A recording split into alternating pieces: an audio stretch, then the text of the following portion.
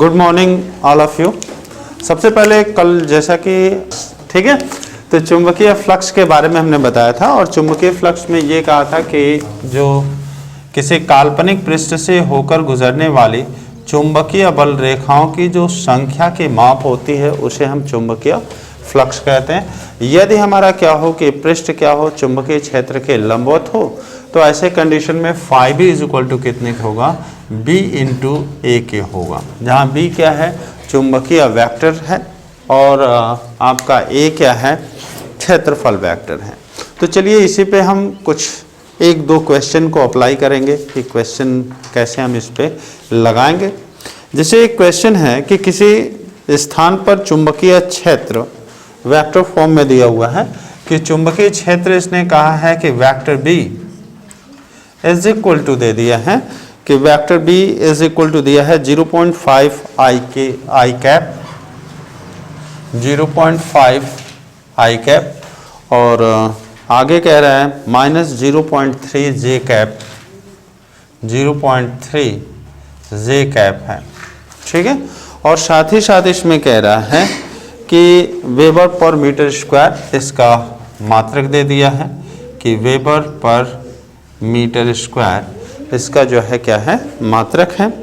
आगे कह रहा है कि एक समतल पृष्ठ जिसका क्षेत्रफल 0.8 मीटर स्क्वायर है, मतलब एरिया का जो दिया हुआ है area A is equal to कह रहा है कि 0.8 मीटर स्क्वायर है, ये आपसे एरिया बता दिया है। फिर क्वेश्चन में पूछ रहा है कि नंबर 1 कह रहा है यक्ष वाई तल में, ठीक है, ये किस कह रहा है कि यक्ष वाई तल में ना, यक्ष वाई तल में एक्सिस, ठीक है। दूसरा कह रहा है कि यक्ष अक्ष के लंबवत क्षेत्र में जो क्षेत्र क्या है, दूसरा कह रहा है क्षेत्र जो है क्या है यक्ष अक्ष के लंबवत तल में, ठीक है, ये चीज हुआ लंबवत तल में रखा जाता है, ठीक है, लंबवत तल में रखा जाता है। प्रत्येक अवस्था में तल से गुजरने वाले चुंबकीय फ्लक्स का मान ज्ञात कीजिए, ठीक है, चुंबकीय फ्लक्स का मान ज्ञात कीजिए। तो थोड़ा सा हम इस पे ध्यान देते हैं। जैसे ये इसने दिया है वेक्टर बी का मान दे दिया है, यानी कि आपको ज़रूरत किसकी पड़ेगी, पहले क्षेत्रफल वेक्टर की ज़रूरत पड़ेगी और तब हम इनका क्या करेंगे डॉट गुणन कर लेंगे तो हमें फाई बी का मान मिल जाएगा। आपको ये चीज़ फाइंड करना है कि what will be equal to phi B, ठीक है, ये फाई बी का मान क्या होगा, ठीक है। तो थोड़ा सा अगर हम ध्यान दें तो ध्यान दिया जाए थोड़ा सा, तो ये जैसे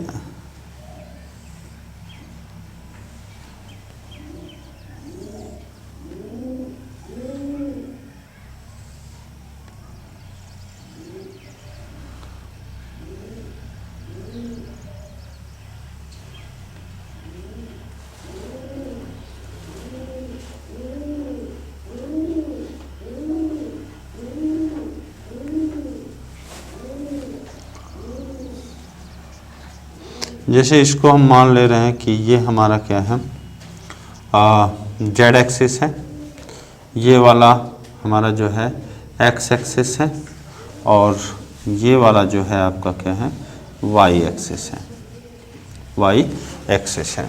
तो जैसे कहा जाए कि जो तल है, क्वेश्चन में कह रहा है कि तल हमारा क्या है एक्स वाई है, तल क्या है यक्ष वाई। तो यक्ष वाई तल हमारा कौन सा होगा बेटा, तो ये वाला होगा जिनको कि हम शेडेड कर रहे हैं, ठीक है, जिसको हम क्या कर रहे हैं शेडेड कर रहे हैं, ये आपका क्या होगा एक्स वाई प्लेन होगा, क्लियर है, यही तो यक्ष वाई समतल होगा। और यक्ष वाई समतल पर हमें क्षेत्रफल वेक्टर चाहिए, इसका एरिया इसने बता दिया है कि इसका जो एरिया है वो कितना है 0.8 मीटर स्क्वायर है, इसका एरिया बता दिया है। अब बात रही ये कि इस पर हमारा क्षेत्रफल वेक्टर कितना होगा, अगर हम कहें तो क्षेत्रफल वेक्टर की डिफिनेशन में तो ये चीज बताया जाता है कि क्षेत्रफल वेक्टर क्या होता है, तल के लंबवत होता है। और इस वाले जो साइडेड रीजन है, साइडेड रीजन के लंबवत कौन एक्सिस होगा, तो जेड एक्सिस होगा। ठीक है, ये वाला जो होगा, अगर हम यहाँ पे कहें कि क्षेत्रफल वेक्टर का, तो वह क्या होगा, इसके लंबवत होगा। तो क्षेत्रफल वेक्टर जो होना है वो जेड एक्सिस के क्या होगा, पैरेलल होगा। जेड एक्सिस के क्या होगा, पैरेलल होगा। ठीक है, मतलब जेड एक्सिस के डायरेक्शन में होगा। अब जेड एक्सिस के अनुदिश आपका एकांक वेक्टर क्या होता है, तो ये होता है के कैप। जेड एक्सिस के अनुदिश एकांक वेक्टर आपको क्या मिलता है, के कैप। और इस एकांक वेक्टर में अगर इसके मैग्नीट्यूड का गुणा कर दिया जाए तो हमें क्या मिल जाएगा, क्षेत्रफल वेक्टर ए प्राप्त हो जाएगा। समझ में आई बात। तो इसीलिए यहां पर अगर हम कहें कि वेक्टर ए बराबर क्या होगा, अगर हम बात करें कि vector A is equal to क्या होगा, तो vector A is equal to हो जाएगा आपका 0.8, ये इसका मैग्नीट्यूड है। और डायरेक्शन हम किसका रखेंगे, जेड एक्सिस का। और जेड एक्सिस का डायरेक्शन हमारा क्या है, ये हो गया के कैप। तो यह आपका क्या हो गया, क्षेत्रफल वेक्टर हो गया। और बी आपका क्या है, चुंबकीय क्षेत्र वेक्टर है। मतलब बी की वैल्यू आपको दे रखा है कि बी इज इक्वल टू कितने के है, 0.5 आई कैप माइनस 0.3 जे कैप। ठीक है, और इसका यूनिट क्या है, तो यूनिट है वेबर पर मीटर स्क्वायर और इसका यूनिट मीटर स्क्वायर है। ठीक है, ये आपका क्या है, वेक्टर बी की वैल्यू है। ठीक, तो अगर हम कहें कि phi B is equal to क्या होगा, तो फाई बी क्या होता है, वेक्टर बी और वेक्टर ए के स्केलर मल्टीप्लिकेशन के बराबर होगा। मतलब vector B dot vector A के क्या होगा, बराबर होगा। तो अगर हम यहाँ पे b का मान रखा जाए तो b का मान क्या होगा, 0.5 आई कैप माइनस 0.3 जे कैप। ठीक है, और डॉट क्या आ जाएगा, 0.8 के कैप। ठीक है, ये इतने के होगा। अब स्केलर मल्टीप्लिकेशन आपको पता है कि i के गुणांक का गुणा i के साथ, j के गुणांक का गुणा j के साथ और k के गुणांक का गुणा k के साथ। तो यहाँ पे देखा जाए कि i और j का गुणांक तो है नहीं, और यहाँ पे i नहीं है, इसका मतलब उनका गुणांक क्या है, 0 है। तो 0 का गुणा इसके साथ होगा तो ये भी 0, इनके साथ होगा तो ये भी 0। इसमें k का कोई गुणांक नहीं है और यहाँ पे k का गुणांक है, तो इनका भी गुणा करेंगे तो ये भी क्या हो जाएगा, 0 ही हो जाएगा।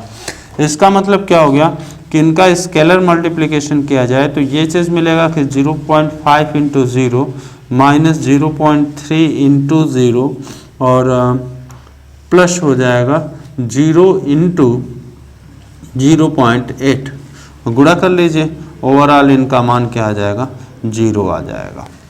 ठीक है, यानी कि एक्स वाई प्लेन से होकर गुजरने वाली चुंबकीय बल रेखाओं की संख्या कितनी हो जाएगी, 0 हो जाएगी। ठीक है, 0 हो जाएगी। अब आगे कह रहा है कि अगर ये कह लिया जाए कि तल जो है क्या हो, जो प्लेन है ना, प्लेन हमारा क्या हो, एक्स अक्ष के लंबवत ना, एक्स अक्ष के क्या हो, लंबवत हो। तो एक्स अक्ष तो हमारा ये वाला है। ठीक है, एक्स अक्ष आपका क्या है, ये वाला है, ये वाला आपका एक्स अक्ष है। और जो हमारा तल है वो क्या है, एक्स अक्ष के क्या है, लंबवत है ना।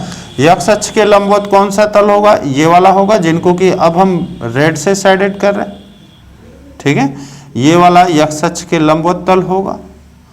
इसका भी एरिया तो वही रहना है, एरिया में कोई चेंजिंग नहीं हो रही है। बस क्या हो रहा है, इसका जो ये जो तल था वह क्या हो गया, एक्स अक्ष के लंबवत हो गया। तो इसके एक्स अक्ष के अनुदिश एकांक वेक्टर क्या होता है, आई कैप होता है।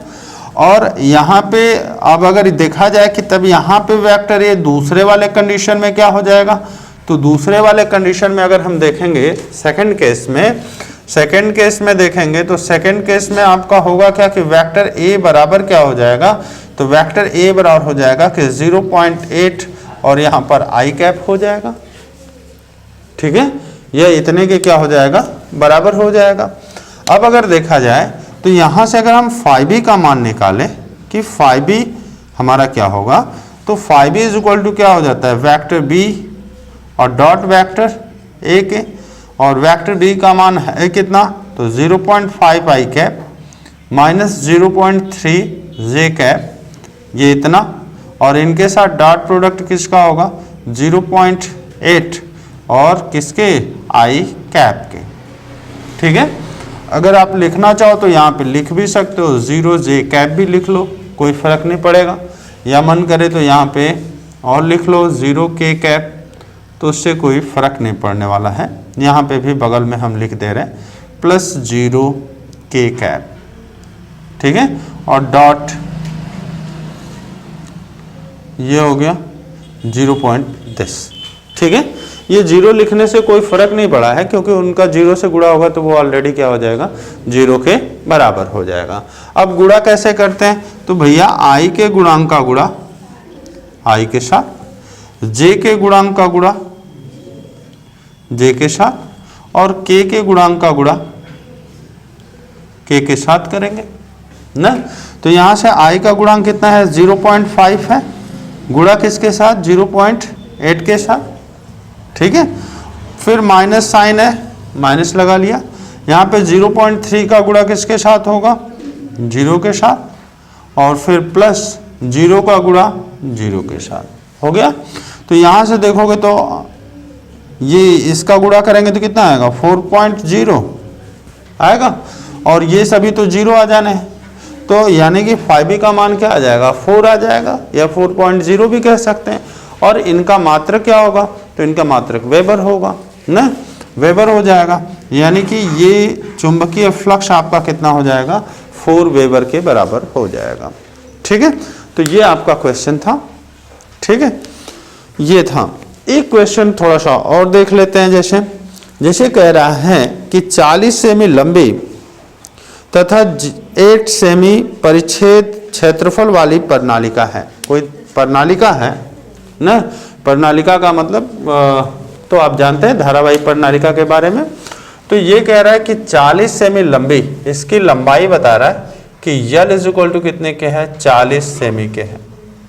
ठीक है, 40 सेमी लंबी है प्रणालिका, ठीक है। उसका अनुप्रस्थ काट का क्षेत्रफल बता रहा है कि जो एरिया है वो क्या है, 8 सेमी स्क्वायर है। एरिया कितना है, 8 सेमी स्क्वायर है। वाली प्रणालिका में 300 फेरे हैं, मतलब टोटल नंबर ऑफ कॉइल की बात करें तो वह कितना है, 300 है, 300 है। ठीक है, फिर आगे कह रहा है तथा इसमें 1.2 एम्पियर की धारा प्रवाहित हो रही है, यानी कि इसमें प्रवाहित धारा का मान कह रहा है कि 1.2 एम्पियर का है। ठीक है, 1.2 एम्पियर का है। तो कह रहा है प्रणालिका से बद्ध चुंबकीय फ्लक्स का मान बताइए, कि प्रणालिका से बद्ध चुंबकीय फ्लक्स आपका फाई बी का मान क्या होगा, फाई बी का मान क्या होगा। क्लियर। तो अब जैसा कि आप जानते हो कि phi B is equal to कितने को होता है, बी इंटू ए होगा, बी इंटू ए के होगा। यानी कि हमें क्या करना पड़ेगा, प्रणालिका के कारण चुंबकीय क्षेत्र निकालना पड़ेगा। ठीक है, और उस चुंबकीय क्षेत्र का अगर हम एरिया के साथ क्या करें, मल्टीप्लिकेशन कर दें या गुणा कर दें, तो हमें क्या मिल जाएगा, चुंबकीय फ्लक्स मिल जाएगा। ठीक, अब बात रही ये कि धारावाही प्रणालिका के कारण चुंबकीय क्षेत्र होता कितना है। ठीक है, तो धारावाही प्रणालिका के कारण जो चुंबकीय क्षेत्र होता है बी इज इक्वल टू होता है म्यू नॉट एन आई, जहां पे यन क्या है, यन है एकांक लंबाई में फेरों की संख्या। ठीक है, अगर हम यहां पे बात करें तो हम इसे ऐसे भी लिख सकते हैं कि ये हो जाएगा mu not capital N upon L और इनटू कितने के, आई के। क्लियर है। अब अगर हम यहाँ से इन सभी के मान रखें तो देखो, मान रखोगे तो म्यू नॉट का मान आपका क्या होता है, 4 पाई इंटू 10⁻⁻⁷, ये इतना होता है। एन का मान 300 दिया हुआ है, एल का मान, अच्छा एक मिनट, इनको हम मीटर में बदल लें ना, तो वो ज़्यादा बेटर रहेगा। तो जैसे सेंटीमीटर को आप इसमें मीटर में बदले होते तो यहाँ पे आ गया होता कि 0.4 ना, या 4 × 10⁻⁻1 मीटर हो गया होता है। 10⁻⁻2 का गुणा करते। अच्छा, यहाँ पे करते हैं तो ये आता 8 × 10⁻⁻4, ये मीटर स्क्वायर हो जाता, और को तो चेंज करने की ज़रूरत है ही नहीं। ठीक है, तो हम यहाँ पे इनकी वैल्यू रख दें। तो यल का मान क्या है, 4 × 10⁻⁻1 ये हो गया, और इंटू आई का मान, और आई का मान क्या है 1.2 है। क्लियर है? ठीक है, कोई दिक्कत तो नहीं ना। तो ये जैसे अगर 10⁻⁻1 ऊपर गया तो प्लस हो जाएगा, यानी कि 10 हो जाएगा। 10 का गुणा इसके साथ किया तो क्या हो जाएगा, 1.2 के साथ 10 का गुणा करेंगे तो आ गया 12, 4 तिहाई 12, इनसे कटेगा, मतलब इस पूरे से इसको काटेंगे तो आएगा 3। ठीक है, और 3 3 9, तो यहाँ पे तो हो गया 900। ठीक है, यहाँ पे देखोगे तो ये आएगा 4, और पाई का मान क्या होता है 3.14, और इंटू 10⁻⁻ कितने के -7 के। ठीक है, ये -7 के। तो जैसे ही इनका हम गुणा कर लें, तो इनका अगर हम गुणा करके देखेंगे तो इनका मान जो आएगा वो आएगा 1.13। ठीक है, या गुणा करके आप चेक करेंगे, चलिए चेक ही कर लेते हैं। यहाँ पे 4 चौका 16, और 4 1 5, और 4 तिहाई क्या हो जाएगा 12, मतलब आ जाएगा 12.56 इंटू कितने के 900 के, और इंटू 10⁻⁻7। ये 2 जीरो इनके 2 दशमलव को गायब कर देगा, और यहाँ पे 9 6 का 54 के 4 हासिल लगा 5, 9 पचे 45, और 5 50 के 0 हासिल लगा 5, 9 दूना 18, 5 23 के 3 हासिल लगा 2, और 9 1 कम 9 2 11, ये आ गया, और इंटू कितने के 10⁻⁻7 के। ठीक है, यहाँ पे अगर 4 अंक पे दशमलव लगा लेना चाहते हो तो यहाँ पे 4 अंक क्या हो जाएगा, 4 प्लस हो जाएगा, यानी कि इनको आप क्या लिख सकते हो कि 1.13, ठीक है, इंटू 10⁻⁻3। ठीक है, ये क्या हो गया, चुंबकीय क्षेत्र का मान हो गया। ठीक है, ये चुंबकीय क्षेत्र का मान हो गया, और इसका यूनिट क्या हो जाएगा, तो वेबर पर मीटर स्क्वायर। ठीक है, ये चुंबकीय क्षेत्र का मान हो गया। फ्लक्स, ठीक है, तो इनसे होकर गुजरने वाला चुंबकीय फ्लक्स कैसे मिलेगा, तो यहाँ पे अगर हम φb की बात करें तो ये ध्यान दो, जैसे कि मतलब अगर हम ये कहें कि ये हमारा कोई धारावाही प्रणालिका है। ठीक है, ये हमारा धारावाही प्रणालिका है, और इसमें तार लपेटा हुआ है। तो इसमें जो चुंबकीय क्षेत्र की जो दिशा होती है वो धारावाही प्रणालिका के क्या होता है, समांतर होता है। ठीक है, धारावाही प्रणालिका के अक्ष के क्या होता है, समांतर होता है। यानी कि जो चुंबकीय क्षेत्र B की दिशा होगी वह पृष्ठ के क्या होगा, लंबवत होगा। पृष्ठ के क्या होगा, लंबवत होगा। तो पृष्ठ के लंबवत होगा तो ऐसे कंडीशन में आपका क्या होगा, चुंबकीय क्षेत्र वेक्टर और आपका क्षेत्रफल वेक्टर दोनों क्या हो जाएंगे, एक दूसरे के लंबवत हो जाएंगे ना। मतलब vector B is perpendicular to vector A ना। तब आपका φb इज इक्वल टू कितने हो जाएगा, φb इज इक्वल टू हो जाएगा BA के होगा। φb इज इक्वल टू क्या हो जाएगा, BA के। और यहाँ पे B का मान आपका है कितना, 1.13 इंटू 10⁻³ और इंटू यहाँ पे देखा जाए चुंबकीय ये क्षेत्रफल का मान, तो ये हो गया 8 इंटू 10⁻⁻4 ना। अब इनका अगर गुणा कर दिया जाए तो यहाँ पे देखेंगे तो 10⁻, पहले तो -7 हो गया। 8 का यहाँ पे देखा जाए तो 8 3 का 24 के 4 हासिल लगा 2, 8 1 कम 8 2 10 के 0 हासिल लगा 1, 8 1 कम 8 1 9, और दशमलव कितने स्थान पे, 2 स्थान पे लग जाएगा। तो इनकी वैल्यू इतनी आ जाएगी। ठीक है, ये हो गया वेबर। ठीक है, तो आप चाहें तो इसे नोट कर सकते हैं, फिर देखेंगे आगे। Good morning. ठीक है, बेटा नेक्स्ट टॉपिक, जैसा कि आपको पिछले लेक्चर में हमने वैद्युत फ्लक्स के बारे में बताया था, ठीक है, वैद्युत फ्लक्स के बारे में बताया था। अब आगे इसका नेक्स्ट टॉपिक जो होगा हम लोगों का होगा विद्युत चुंबकीय प्रेरण, ठीक है। तो हम लोग देखेंगे कि विद्युत चुंबकीय प्रेरण है क्या, ठीक है। तो होता क्या है कि जब हम क्या करें कि कोई कुंडली है, ठीक है, और कुंडली के सापेक्ष अगर हम कोई चुंबक में क्या करें, सापेक्षिक गति कराएं, मतलब चुंबक और कुंडली के बीच हम क्या करें कि जब सापेक्षिक गति कराते हैं, ठीक है, तो जब सापेक्षिक गति कराते हैं तो होता क्या है कि जो है जब सापेक्षिक गति कराते हैं तो होता क्या है कि एक कुंडली में क्या होता है, कुंडली के प्रत्येक फेरे से बद्ध चुंबकीय फ्लक्स में परिवर्तन होता है और इस परिवर्तन के फलस्वरूप होता क्या है कि इस कुंडली में एक सूक्ष्म धारा प्रवाहित होने लगती है, ठीक है। इस धारा को हम प्रेरित धारा कहते हैं और जो विद्युत वाहक बल उत्पन्न हो रहा था उसे हम प्रेरित विद्युत वाहक बल कहते हैं। जैसे अगर मान लो कि हम चुंबक को समीप लेकर के जा रहे हैं, इसके कुंडली के समीप लेकर के जा रहे हैं, तो यहाँ पे धारा की जो दिशा होगी वो इस प्रकार की होगी कि ताकि यह क्या कर सके, इसका प्रतिकर्षित कर सके, प्रतिकर्षण करे ना, यानी कि ये कुंडली का यह वाला जो सिरा होगा वो यन की तरीके बिहेव करने लगेगा, यन ध्रुव की तरीके बिहेव करने लगेगा, ठीक है। और अगर हम इसी एन ध्रुव को क्या करें, दूर ले जाएं, ठीक है, दूर ले जाएंगे तो यह क्या करेगा, एस ध्रुव की ओर बिहेव करने लगेगा। एस ध्रुव की तरीके बिहेव करने का मतलब क्या हुआ कि भाई विपरीत ध्रुवों में क्या होता है, आकर्षण का बल कार्य करता है, यानी कि जब हम दूर हटाएंगे तो यह क्या करेगा, कुंडली अपनी ओर आकर्षित करेगा, ठीक है।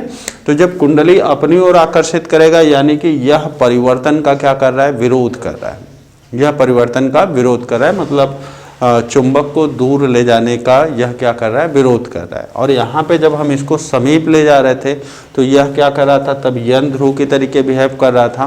तो जब यन ध्रुव की तरफ बिहेव कर रहा था तो विपरीत ध्रुवों में हमारा, जैसा कि हम जानते हैं कि विपरीत ध्रुवों में प्रतिकर्षण का बल कार्य करता है। तो जब इनको हम समीप ले जाएंगे तो ये समीप ले जाने का विरोध करेगा और दूर ले जाएंगे तो दूर ले जाने का विरोध करेगा, ठीक है। तो इसी पर वैज्ञानिक थे लेंज, और लेंज ने अपना नियम दिया था। लेंज ने नियम दिया था कि जो प्रेरित विद्युत वाहक बल होते हैं, प्रेरित विद्युत वाहक बल, विद्युत वाहक बल, ठीक है, प्रेरित विद्युत वाहक बल अथवा कह लीजिए प्रेरित धारा, अथवा प्रेरित धारा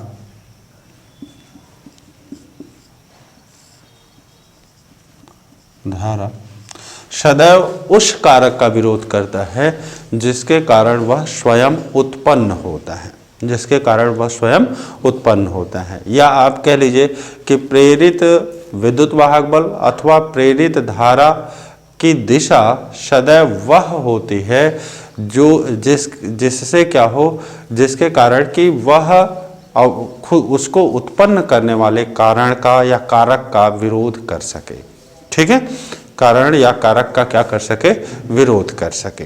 यही आपका क्या था, लेंज का नियम था, ठीक है। क्वेश्चन 1 नंबर का यहां से बन जाता है कि लेंज का नियम किसके संरक्षण पर आधारित है।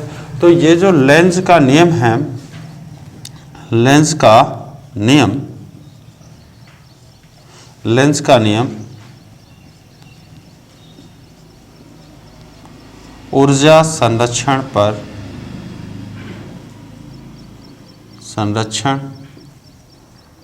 पर आधारित होता है, पर आधारित होता है, ठीक है। तो एक बार हम फिर से ध्यान देते हैं। तो ये आपका प्रेरित विद्युत वाहक बल क्या हुआ, तो प्रेरित विद्युत वाहक बल हुआ कि जब कुंडली और चुंबक के में क्या किया जाता है, सापेक्षिक गति कराई जाती है। तो जब सापेक्षिक गति कराते हैं तो कुंडली में क्या होता है, एक प्रेरित विद्युत वाहक बल उत्पन्न हो जाता है, जिसके कारण हमारा कुंडली में क्या होता है, एक धारा वैद्युत धारा प्रवाहित होने लगती है और इस धारा को हम क्या कहते हैं, प्रेरित धारा कहते हैं। ठीक है, और यह घटना हमारा क्या कहलाता है, तो यह घटना विद्युत चुंबकीय प्रेरण की घटना कहलाती है। ठीक है, विद्युत चुंबकीय प्रेरण की घटना कहलाती है। ठीक है, अब बात रही ये कि इनमें जो उत्पन्न जो विद्युत वाहक बल है उसे हम प्रेरित विद्युत वाहक बल कहते हैं, और जो उत्पन्न धारा है वह हमारा क्या है, प्रेरित धारा है। अब ये प्रेरित विद्युत वाहक बल अथवा प्रेरित धारा की दिशा सदैव ऐसी होती है जो कि इनको उत्पन्न करने वाले कारक का क्या कर सके, विरोध कर सके, जिसे कि हम लेंज के नियम से जानते हैं। यहाँ पर आपको स्पष्ट है फिगर से कि अगर यन ध्रुव को हम समीप लाएंगे तो यह वाला क्या करेगा, यन ध्रुव की तरीके बिहेव करने लगेगा। ठीक है, और अगर ये जो है, अगर यन ध्रुव को हम क्या करें, कुंडली से दूर ले जाएंगे तो यह सिरा क्या करने, धारा की दिशा ऐसी हो जाएगी कि यह यस ध्रुव की तरीके बिहेव करने लगेगा। ठीक है, बिहेव करने लगेगा। यस एन और यस ध्रुव हुआ, इसका मतलब आकर्षण का बल कार्य कर रहा है, और आकर्षण का बल कार्य करने का मतलब हुआ कि यह जो है इनको दूर ले जाने का विरोध करेगा, और यहाँ पे अगर हम समीप ले जा रहे हैं तो ये यन ध्रुव की तरीके बिहेव करने लग रहा है, यानी कि यह क्या करेगा, तब समीप ले जाने का प्रतिकर्षित करेगा, और प्रतिकर्षित करने का मतलब क्या हुआ कि समीप ले जाने का क्या करेगा, विरोध करेगा। ठीक है, इसी प्रकार से अगर हम यन ध्रुव की जगह पे यहाँ पे अगर यस ध्रुव रख लें, साउथ पोल चुंबक का, ठीक है, और यहाँ पे भी हम साउथ पोल यहाँ पे रख लें, तो होगा क्या, जब अगर हम इसको समीप ले जाएंगे ना, समीप ले जाएंगे तो यह भी क्या करेगा, यह इसको थोड़ा सा उल्टा कर देते हैं, यहाँ पे यस तो लिखते हैं, ठीक है, यहाँ पे भी यस लिखते हैं, लेकिन ये एरो की दिशा क्या करते हैं, थोड़ा सा चेंज कर देते हैं। ठीक है, अब क्या है कि अगर यस ध्रुव को आप दूर ले जाओ, ठीक है, दूर ले जाओगे तो जब दूर ले जाओगे तो यह सिरा किस तरीके बिहेव करने लगेगा, यन की तरीके बिहेव करेगा, क्योंकि यहाँ पर क्या होगा, विपरीत ध्रुवों में आकर्षण का बल कार्य करना चाहिए। परिवर्तन का मतलब प्रेरित विद्युत वाहक बल या प्रेरित धारा को उत्पन्न करने वाले कारक, उत्पन्न धारा जो होगा उत्पन्न करने वाले कारक का क्या करेगा, विरोध करेगा। यानी कि अगर हम यस ध्रुव को दूर ले जा रहे हैं तो दूर ले जा रहे हैं तो जाहिर सी बात है यह सिरा क्या करना चाहिए, यन ध्रुव की तरीके बिहेव करना चाहिए। ठीक है, एन ध्रुव की तरीके बिहेव करना चाहिए, यानी कि इनमें आकर्षण का बल कार्य करना चाहिए। यहाँ पे जब समीप ले जाओगे तो यह क्या करेगा, यस ध्रुव की तरीके बिहेव करेगा, और यस ध्रुव की तरीके बिहेव करेगा मतलब यह समीप ले जाने का क्या करेगा, विरोध करेगा। ठीक है, तो ये चीज रहा आपका प्रेरित विद्युत ये विद्युत चुंबकीय प्रेरण। ठीक है, विद्युत चुंबकीय प्रेरण, और इससे एक संबंधित नियम हो गया लेंज का नियम। ठीक है, जिसमें लेंज के नियम में कहा जाता है कि प्रेरित विद्युत वाहक बल अथवा प्रेरित धारा सदैव उस कारक का विरोध करता है, उस कारक या कारण, जो भी कह लीजिए, कारण का विरोध करता है, विरोध करता है, जिससे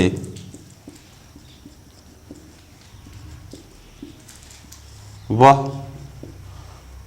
स्वयं उत्पन्न होता है, स्वयं उत्पन्न होता है। ठीक है, होता है, यही आपका क्या है, लेंज का नियम है। क्लियर है, लेंज का नियम है। और लेंज का नियम किसके संरक्षण पर आधारित है, तो लेंज का नियम ऊर्जा संरक्षण के नियम पर आधारित है। ठीक है, आगे हम लोग देखेंगे विद्युत चुंबकीय प्रेरण संबंधी फैराडे का नियम, कि विद्युत चुंबकीय प्रेरण संबंधी फैराडे के नियम क्या थे।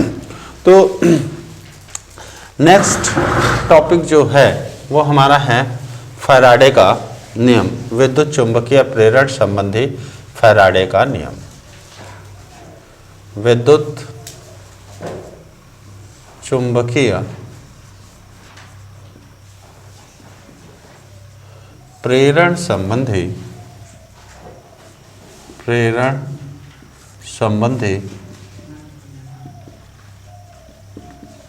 फैराडे का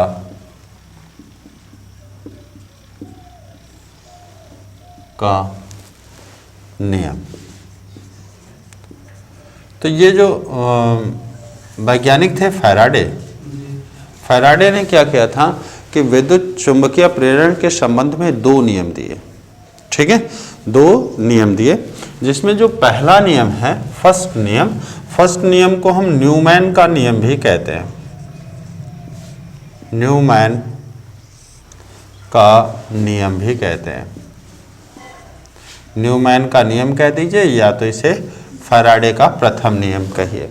ठीक है, जिसके अकॉर्डिंग होता क्या है कि किसी कुंडली में उत्पन्न प्रेरित विद्युत वाहक बल, ठीक है, विद्युत चुंबकीय प्रेरण की घटना में अगर कहा जाए कि किसी कुंडली में उत्पन्न प्रेरित विद्युत वाहक बल जो होता है स्मॉल ई, ठीक है, वह क्या होगा, उस कुंडली में फ्लक्स परिवर्तन के ऋणात्मक दर के बराबर होता है। ऋणात्मक दर के बराबर होता है, मतलब E इज इक्वल टू कितने के, E इज इक्वल टू होता है डेल फाई बी ओवर कितने के, डेल टी के, विद माइनस साइन। ठीक है, ये इतने के होता है। यदि हम कह लें कि यदि कुंडली में फेरों की संख्या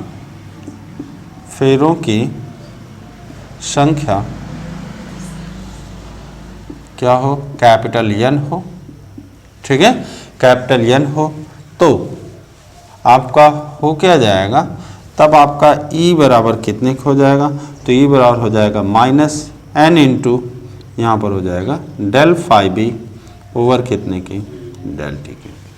ठीक है, यही आपका क्या है, फैराडे का प्रथम नियम है, जिसे कि हम न्यूमैन के नियम से जानते हैं। क्लियर। अब आगे बात रही कि इनका दूसरा नियम, तो दूसरा नियम लेंज का ही नियम है। जो दूसरा नियम फैराडे का दूसरा नियम है एक्चुअली में क्या है, लेंज का नियम है। लेंज का नियम कह लीजिए, ठीक है, लेंज का नियम, या फिर आप इसी को क्या कह सकते हो, फैराडे का द्वितीय नियम।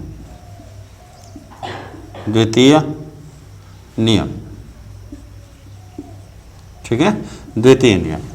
फैराडे का द्वितीय नियम आपका है क्या, वही लेंज का नियम ही तो बोलना है कि किसी भी कुंडली में उत्पन्न प्रेरित विद्युत वाहक बल अथवा प्रेरित धारा सदैव उस कारक का विरोध करता है जिससे कि वह स्वयं उत्पन्न होता है, और यही आपका क्या है, फैराडे का द्वितीय नियम है।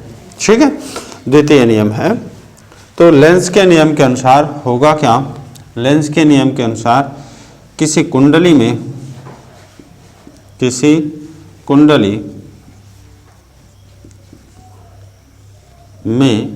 उत्पन्न प्रेरित विद्युत वाहक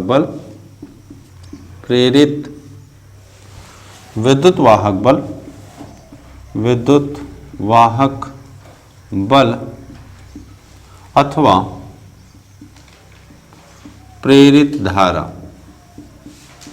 प्रेरित धारा सदैव उस कारक का या उस कारण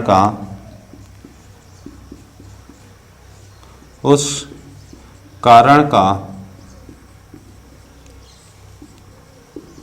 विरोध करती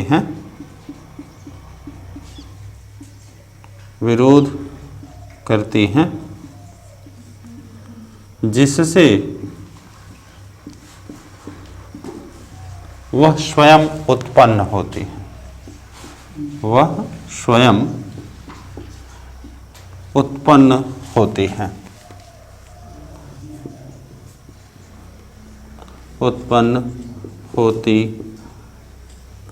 है, ठीक है। यही आपका क्या हो जाएगा, फैराडे का द्वितीय नियम या लेंज का नियम कहलाता है। ठीक है, तो इस प्रकार से आपके ये जो है विद्युत चुंबकीय प्रेरण संबंधी फैराडे के दो नियम हुए, जिसमें पहला नियम क्या कहता है? पहला नियम कहता है कि किसी कुंडली में उत्पन्न प्रेरित विद्युत वाहक बल उस कुंडली में फ्लक्स परिवर्तन की ऋणात्मक दर के बराबर होता है। ठीक है, यानी कि आप लिख सकते हो E is equal to minus del phi B over del T के। यदि कुंडली में फेरों की संख्या क्या हो? n हो, तो हम इसे कह सकते हैं तब E इज इक्वल टू क्या हो जाएगा? Minus n into del phi B over del T के हो जाएगा। ठीक है, ये इतना हुआ। फैराडे का द्वितीय नियम लेंस का नियम है, और जिसके अकॉर्डिंग होगा क्या कि किसी कुंडली में उत्पन्न प्रेरित विद्युत वाहक बल अथवा प्रेरित धारा सदैव उस कारक का विरोध करती है जिससे कि यह स्वयं उत्पन्न होती है। ठीक है, तो ये चीज रहा।